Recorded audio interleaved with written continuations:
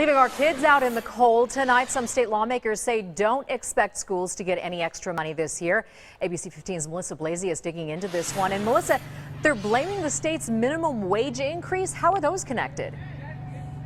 Well, exactly. Some state lawmakers say they had hoped to have millions of dollars in extra money to play with this year, and they wanted to give it to kids at schools. However, they say they instead may have to use it for state contractors forced to give raises. Arizona has a 2,000 teacher shortage. Their average pay also falls far below the national average. Republicans controlling the state House and Senate say schools do need more money, but I think that horse may have left the corral to a considerable degree with 206 written on its back. After voters approved Prop 206 in November, legislators say they may be obliged to pay more to state contractors who now have to pay a $10 minimum wage. If anything, it's frustration that what we were looking at was about a $25 to $50 million surplus.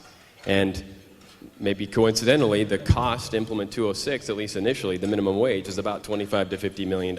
It is dishonest to lay this funding crisis at the feet of Prop 206 because we've been shortchanging these organizations for years. Democratic leaders say the Republicans need to take a hard look at their overall budget priorities. As long as Republicans continue to give corporate tax giveaways, there will be no money for public education. I think you're going to see that we're able to put additional investment into K-12 education and make the state a more attractive place to live, work, play, and invest, and we'll roll all that out on Monday. Monday is when Governor Doug Ducey gives his State of the State address where he outlines his priorities for 2017. There is one group that wants him to do something very specific with schools, picking winners and losers, giving some schools more cash per student than others. We'll talk about that coming up at 6. Back to you. All right, we're going to see you at 6 o'clock, and I think a lot of parents are going to be watching on Monday to see how this all shakes out. Melissa, thank you.